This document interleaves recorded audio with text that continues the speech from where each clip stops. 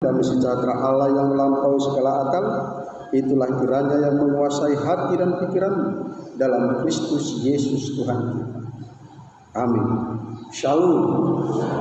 Ya, firman Tuhan yang menjadi pedoman hidup kita dalam minggu ini diambil dari kitab Filemon pasal yang pertama ayat yang 8 sampai yang ke-17. Nah, ini teladan yang kedua yang patut kita ikuti dari perikop ini.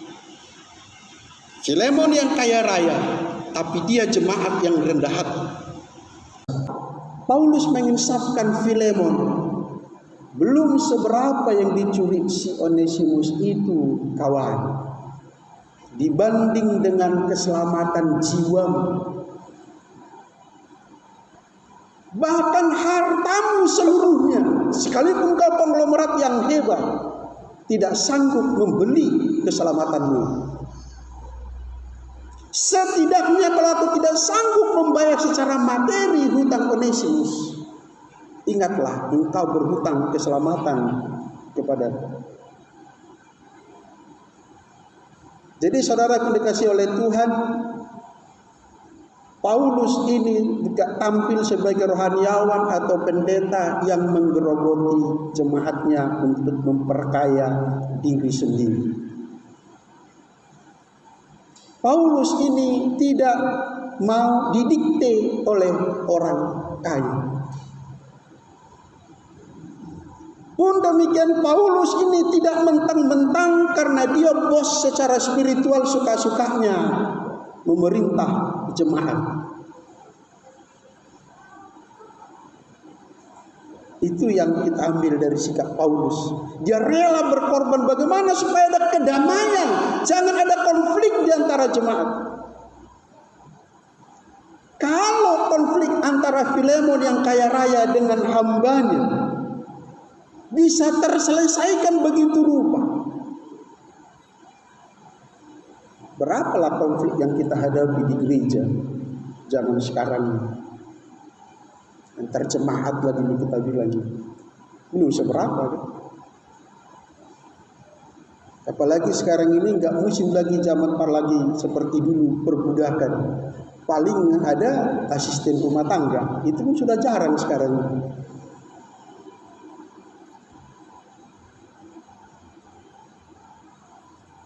Jadi belum seberapa yang kita hadapi dengan konflik yang ada di sini.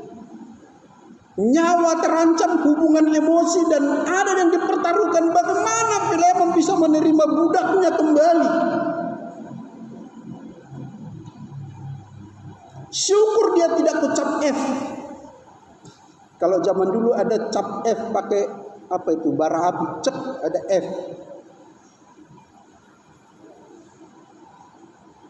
Kepanjangannya fugitivus bahasa Yunani. Artinya budak yang status pelarian yang bisa dihukum mati sesuka hati oleh siapa saja apabila kedapatan melakukan kesalahan, termasuk disalibkan. Itu kalau sudah ditandai F, budak pada masa itu. Tapi inilah teladan yang diberikan Filemon kepada kita. Filemon itu kaya raya, konglomerat pada masa sekarang, dan gereja terpusat di rumahnya.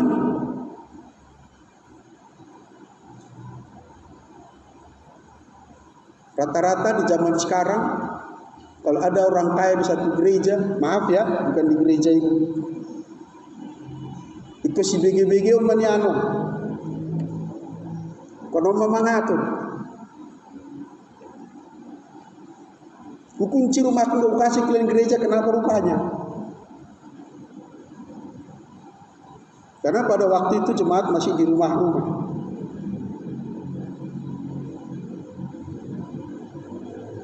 Biasanya malah orang kaya yang menentukan siapa pendeta di gereja itu. Awas ya. Aku nggak suka pendeta ini, ganti nih katanya sama bosnya, sama pimpinan pusat. Karena dia kaya, dia mau itu. Ini bahaya.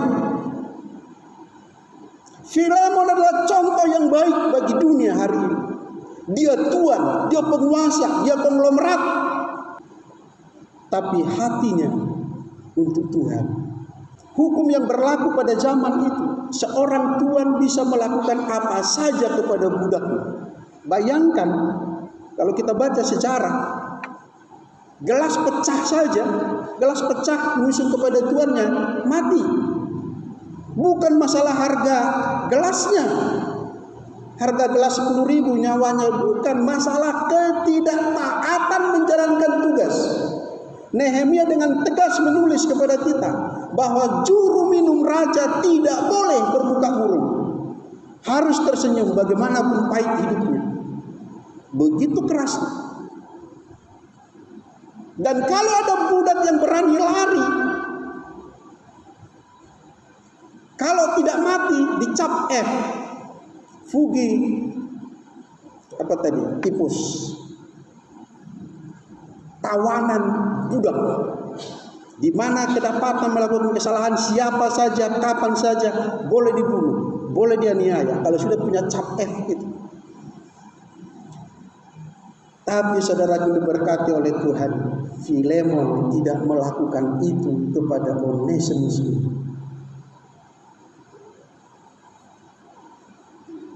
Tapi Filemon sanggup menerima Onesimus kembali bukan sebagai budak. Wow. Tapi sebagai saudara seiman. Setara, selevel. Paulus bilang, kalau kau menganggap aku saudaramu, perlakukan dia seperti kamu perlakukan aku. Beuh, acik naik. Kalau itu dilakukan dengan terpaksa, pasti sakit. Pertanyaannya, kenapa Paulus mau melakukan itu? Tentu karena Paulus sudah kenal siapa ini Filemon, seorang yang punya hati untuk Tuhan, hati yang merendah, hati yang rela memberi tumpangan, memberi makan orang berkekurangan.